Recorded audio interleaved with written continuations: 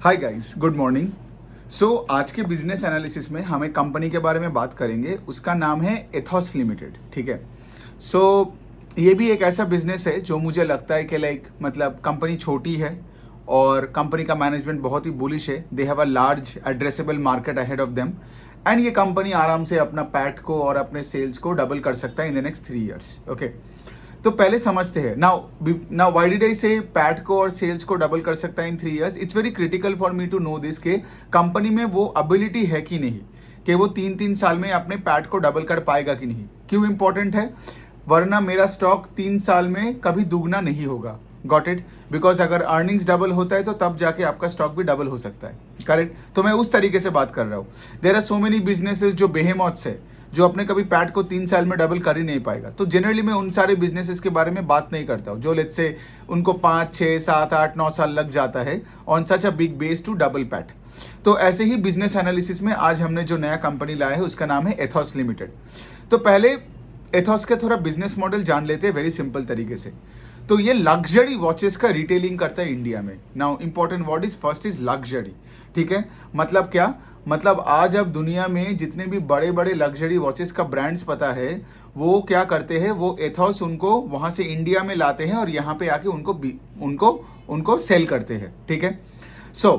Ethos का खुद का कोई इन हाउस कोई वॉच ब्रांड है नहीं। ठीक है, वो सिर्फ ऐसे लग्जरी वॉचेस में काम करता है। Now the point is this. अब आप बोलोगे एथॉस एक्स्ट्रा क्या कर रहे हैं, तो आप सोचिए ना, आज इंडिया में लोग हैं जो लेट्स से फॉर एग्जांपल ऐसे लग्जरी वॉचेस पहनने को पसंद करते हैं, राइट? ऐसे प्रीमियम वॉचेस, लग्जरी वॉचेस, मतलब 2-2 लाख रुपए के घड़ियाँ, 3-4 लाख, 5 लाख रुपए के घड़ियाँ, मतलब कोई रैडो का घड़ी हो गया, टी शर्ट का घड़ी हो गया, and be all like so many other brands are there, right? एसॉर्ट क्या करते हैं, वो सारे ब्रांड्स के साथ टाई अप करते हैं और उनको बोलते हैं कि आप इंडिया में लाओ। और सिर्फ हमें आपसे ज़्यादा इंडिया पता है, मतलब जैसे फॉर एग्जांपल इंडिया का कंजम्पशन डिमांड के बारे में, इंडिया का डेमोग्राफिक्स के बारे में एथॉस को तो ज़्यादा पता होगा ना। देन लेट्स से एक स्विस वाला ब्रांड जिनको पता ही नहीं इंडिया में होता क्या है, कहाँ दुकानें खोलनी है।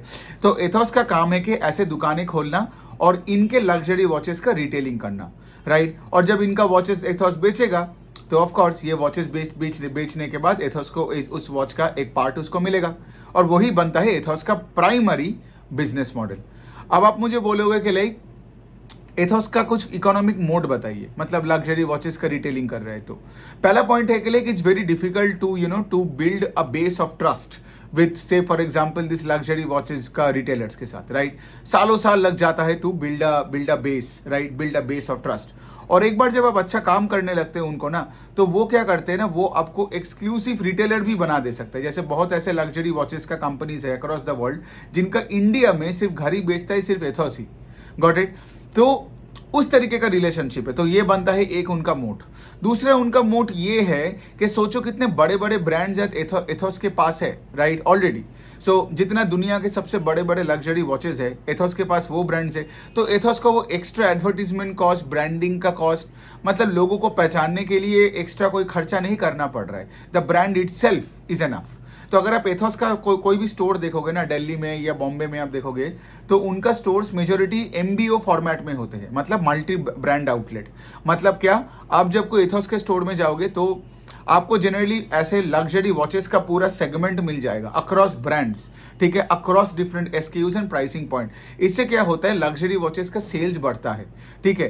प्रॉब्लम क्या होता है, सिंस इंडिया एक ऐसा कंट्री है ना जहां पर लेट से हमारा जीडीपी पर कैपिटा बहुत ज्यादा नहीं है, तो अगर लेट से आपने सिर्फ एक ही ब्रांड का एक स्टोर खोल दिया तो फिर उस स्टोर को ना मतलब ब्रेक इवन बनने में टाइम लगता है। यही पॉइंट है, ठीक है। तो इसीलिए it's more of an MBO वाला, बिकॉज एमबीओ में क्या है ना कि since there are many brands together all in the luxury segment, Ethos does well on a net basis. ठीक है, तो ये बनता है पहला चीज। फिर हम जो बात करने वाले हैं एथॉस का, वो है कि लाइक आज बिजनेस में हो क्या रहा है। बेसिकली एथॉस अभी एक्सपेंशन मोड में है, मतलब अभी उनका कुछ 50 स्टोर्स है, ठीक है, 50 स्टोर्स है। और वो ये बोल रहा है कि अगले 2 साल में, तो मैं जो भी चीजें बोल रहा हूँ ना एथॉस ने बोला and all that, all taken from the investor presentation and the con call transcript. मैं कोई थर्ड पार्टी डेटा कुछ पढ़ता ही नहीं हूँ, कोई थर्ड पार्टी रिसर्च रिपोर्ट नहीं पढ़ता हूँ। कंपनी जो बोलता है, मेरा काम है उसको इजी भाषा में लेके आपके सामने लेके आना। तो उनका 50 स्टोर है और उन्होंने बोला कि अगले 2 साल में वो उनको 90 स्टोर्स तक लेके जाएगा। 50 to 90, they are almost doubling the stores. Second जो पॉइंट ये है, कोविड के बाद से I tell you there is a trend that started, ठीक है। ट्रेंड ये है कि इंसानों का कहना है कि लाइक हम कम खर्चा करेंगे लेकिन हम अच्छी चीजों पे खर्चा करेंगे। Got it. वो आप ट्रैवल भी देख लो, ठीक है।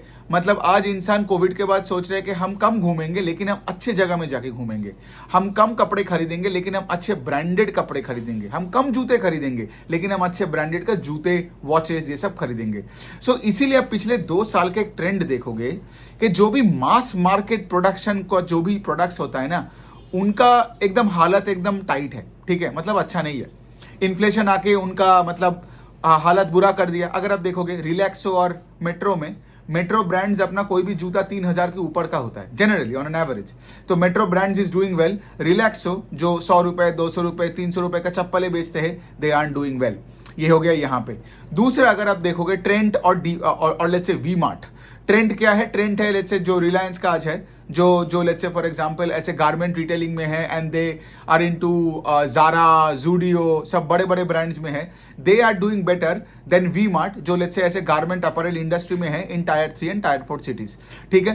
तो उसी तरीके से अगर आप देखोगे ये जो थीम ऑफ प्रीमियमाइजेशन है वो यहाँ पे एथॉस को भी फायदा मिल रहा है, ठीक है। और देखिए ना, आज इंडिया में ईयर ऑन ईयर HNI का नेटवर्थ बढ़ते जा रहा है, right. So more and more people would want luxury stuff, right. जैसे लग्जरी कार हो गया, लग्जरी वॉचेस हो गया। सो इंडिया का इतना बड़ा जो पॉपुलेशन है ना, वो आगे जाके तो लग्जरी की तरफ और भी जाएगा, correct. And of course there is a shift from unorganised to the organised space. So ये बनता है सबसे बढ़िया जो एथॉस का कॉम्पिटिटिव एडवांटेज है। अब थोड़ा मैं अपना कॉपी लेके बैठा तो थोड़ा मैं उनका रिजल्ट के बारे में बात करता हूँ कि क्यों मुझे लगता है कि ये कंपनी आराम से 3 साल में अपने प्रॉफिट्स और रेवेन्यू को डबल कर सकता है। बाय द वे मैनेजमेंट ने भी यही बोला है कि 25% का CAGR आप लेके चल सकते हो। सो अब उनका रिजल्ट देखते हैं, बहुत ही अच्छा रिजल्ट किया है। सो उनका टॉप लाइन जो रेवेन्यू है that grew 27% quarter on quarter in Q3 and 21% YOY in Q3। और अगर उनका प्रॉफिट आफ्टर टैक्स देखोगे that went up 54% on a QOQ and 66% on a YOY। तो जब profit after tax grows at a faster pace than top line, it means वो company के पास operating leverage भी है, राइट। और आप मुझे बोलोगे लेवरेज कहां से आया इतना? लेवरेज एक तो रीजन मैंने आपको दे दिया कि लाइक लग्जरी रिटेलिंग में आज लोग ज्यादा शिफ्ट हो रहे हैं, HNI ज्यादा बन रहा है, राइट। लग्जरी प्रोडक्ट ज्यादा चाहिए। दूसरा जो चीज है ना एक ये कंपनीज का, वो कंपनी में ये हो रहा है कि कोविड से पहले अगर आप एथॉस से बात करते तो उनको ना ऐसे लेट से 2.5-3 लाख घड़ियों में डिस्काउंट देना पड़ता था, ठीक है। लेकिन अभी एथॉस का जो ऑब्जर्वेशन है, अगर आप पिछले 2 क्वार्टर का भी रिजल्ट देखोगे Q1 and Q2, they did very well in those 2 quarters as well. तो लेवरेज इसलिए आया है बिकॉज सिंस आज इन सारे घड़ियों का डिमांड इतना बढ़ गया है कि उनको डिस्काउंट देना ही नहीं पड़ता है। So the lesser the discount you give, higher will be your profitability margins. और इसलिए आप देख रहे हो कि पैट ग्रू एट 66% YOY जबकि revenue grew 21% on a YOY basis. तो रेवेन्यू अच्छा है, प्रॉफिट का ग्रोथ अच्छा है, इसका ऑपरेटिंग लेवरेज है, उसका हमने भी 2-3 रीजंस भी बता दिया आपको। फिर उसके बाद केपेक्स भी कर रहे हैं, करेक्ट, क्योंकि अगले 2 साल में कितना बोला, 40 स्टोर खोलने वाला है, तो 50 से वो 90 तक जाने वाला है। तो ये भी एक बढ़िया बात है। और अगर आप मैनेजमेंट कमेंट्री सुनोगे तो दे आर वेरी बुलिश। सो अभी कुछ और बात कर लेते हैं, ठीक है, कि कौन कॉल में और क्या क्या हुआ, ठीक है, Q3 FY23 में। सो कुछ एनालिस्ट का ये सवाल था कि लाइक सिंस अभी एथॉस अगला जो 40 स्टोर खोलेंगे तो क्या होगा। एक तो है वो स्टोर खोलने का कॉस्ट ज्यादा है, तो जितना आपका स्टोर का कॉस्ट ज्यादा होगा, अगले 2 साल में आप 40 स्टोर खोलोगे, जब इतने दिन से 50 स्टोर थे, तो आपका कॉस्ट बढ़ेगा, और जब कॉस्ट और कैपिटल बढ़ेगा तो आपका ROE में इफेक्ट हो सकता है। ये एक कंसर्न है। दूसरी पॉइंट है कि लाइक एक और कंसर्न जो एनालिस्ट ने उठाया था कॉल में, वो है कि लाइक कि सिंस आप अभी थोड़ा टायर 1 टायर 2 सिटीज में जा रहे हो, क्योंकि एथॉस क्या है, एक बहुत ही अमीरों वाला वॉच का दुकान है, करेक्ट। तो अगर जब टायर 1 टायर 2 में जाओगे, क्या आप 3 लाख का घड़ी बेच पाओगे, राइट, या फिर आपको डिस्काउंट में लाना पड़ेगा या कुछ ऐसा है। बट एथॉस का management has been very very bullish. Ethos का मैनेजमेंट तो पहला सवाल ये बोलता है कि लाइक हम जब कोई नया स्टोर खोलते हैं, सो एथॉस ने रिसेंटली जैन में इंदौर में एक स्टोर खोला। इंदौर, अब इंदौर तो एकदम मतलब टॉप 8 सिटीज में आता नहीं है, लेकिन वो ये बोल रहा है कि हमारे स्टोर खोलने के महीने बाद ही वो स्टोर प्रॉफिटेबल बन गया। दूसरा पॉइंट वो ये बोल रहा है कि हमारा कॉस्ट बढ़ेगा ऑफ कोर्स, बट सिंस हमारे एथॉस के नया stores will be profitable at such a fast pace just like Indore, तो उनका ROE का नंबर आगे जाके बढ़ेगा, घटेगा नहीं। तीसरा जो कंसर्न ये था कि लाइक सिंस कॉस्ट पे थोड़ा प्रेशर आएगा तो मार्जिन कम हो सकता है, लेकिन एथॉस का मैनेजमेंट का यही कहना है कि लाइक मार्जिन भी नहीं घटेगा बिकॉज हमारा प्राइसिंग पे इशू नहीं आएगा।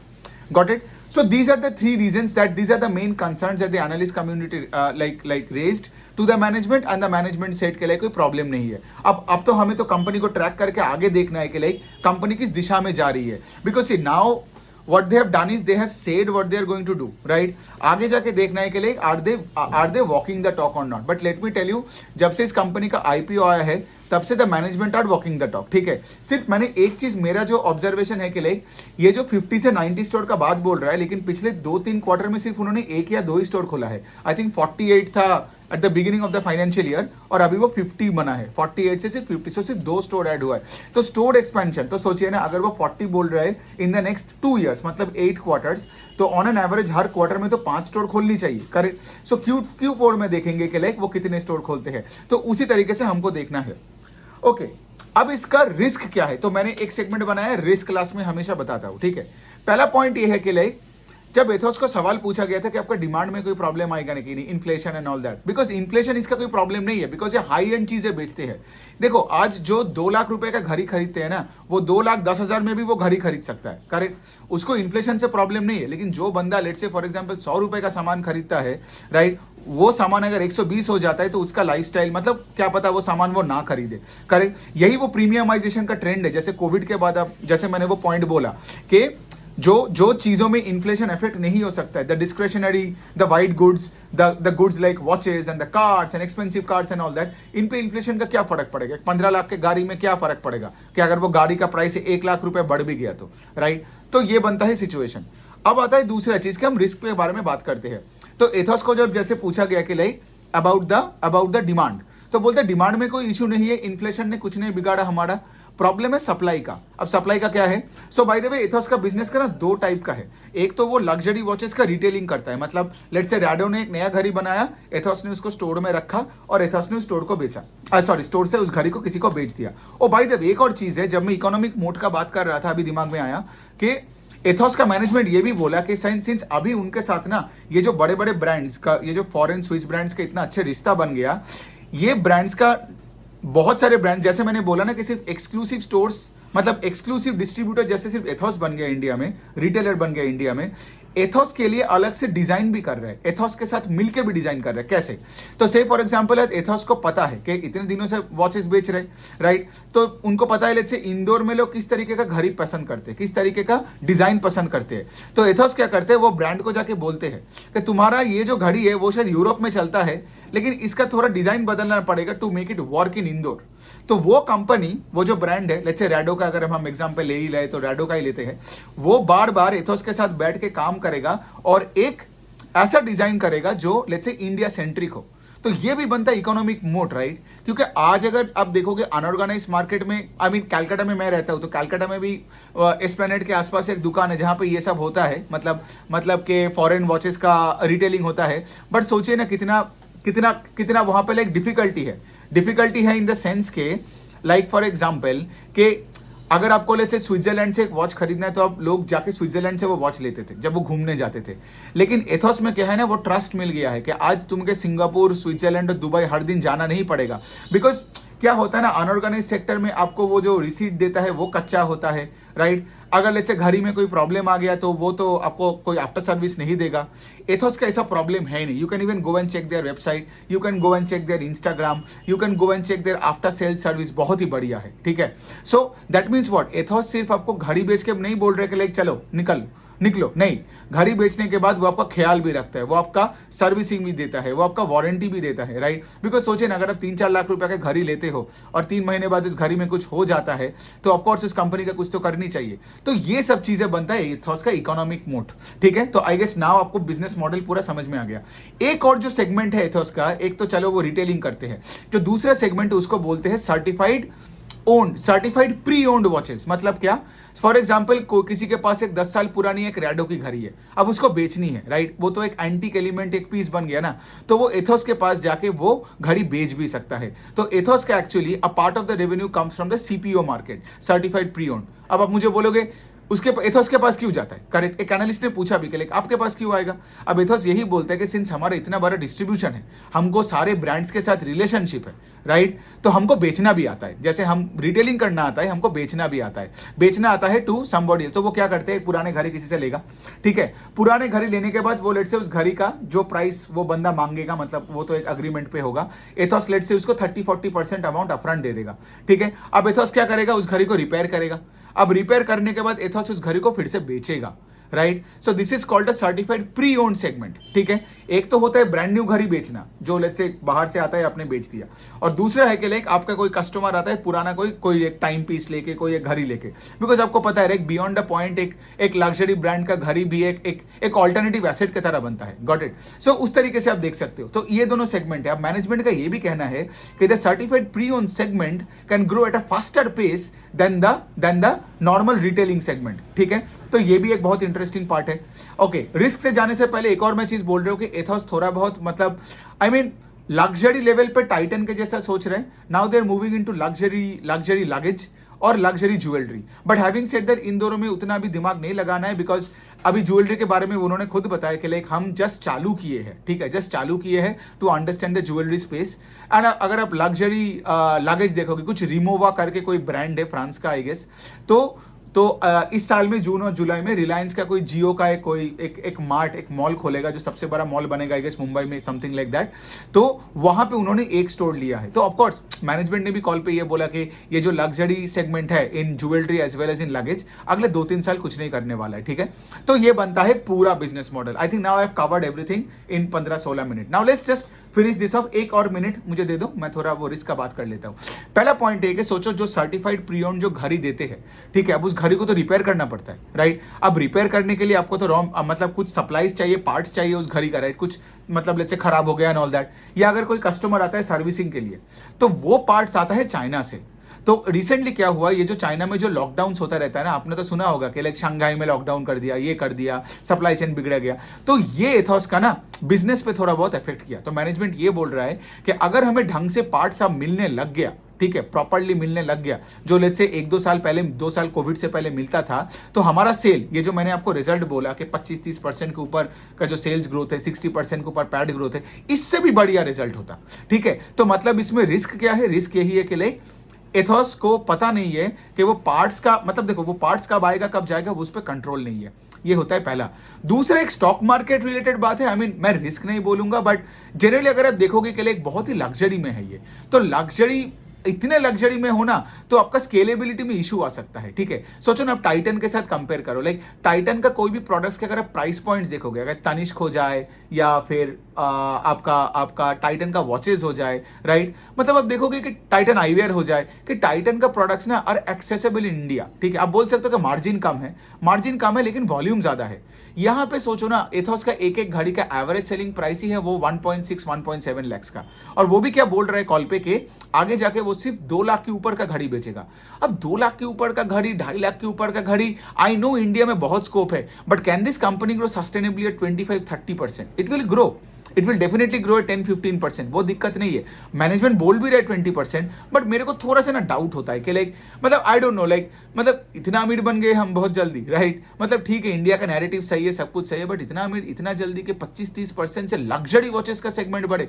ऑफकोर्स बेस भी छोटा है, so this is just a risk that I feel, it's just a subjective thing. Plus उसके साथ अगर देखोगे कि लाइक स्टॉक 40-45-50 पी के आसपास भी है, ठीक है। तो 45-50 पी के आसपास का कोई स्टॉक ले हुए ना, तो उस कंपनी को पक्का 20-25-30% से ग्रो करनी चाहिए। और यही बनता है मेरा रिस्क एक्चुअली, कि मैं देख रहा हूं कि ये कंपनी इतना जो लग्जरी रिटेलिंग में है, तो 20-25-30% से ग्रो कर पाएगा कि नहीं, करेक्ट। और स्टॉक है 50 पी में, राइट। तो 50 पी में मुझे लेने में कोई प्रॉब्लम नहीं है स्टॉक को, मैं इसीलिए नहीं लिया बिकॉज मुझे ना वो 25-30% का ग्रोथ रेट से थोड़ा प्रॉब्लम होता है, ठीक है। थोड़ा सा मिड मार्केट होता तो मैं सोचता, लेकिन ये तो बहुत ही प्रीमियम है। So on that note, I hope आपको एथोस लिमिटेड का पूरा बिजनेस मॉडल समझ में आ गया। मैं ऐसे ही बिजनेस को ट्रैक करता रहूंगा और एथोस का अगला वीडियो Q4 के बाद निकलूंगा, ठीक है। सो आई होप आपने बहुत कुछ सीखा इससे, और आपका जो भी सवाल है एथोस रिलेटेड कमेंट सेक्शन में लिखिए, और मुझे लिंक्डइन में या ट्विटर में भी बता सकते हैं। Thank you.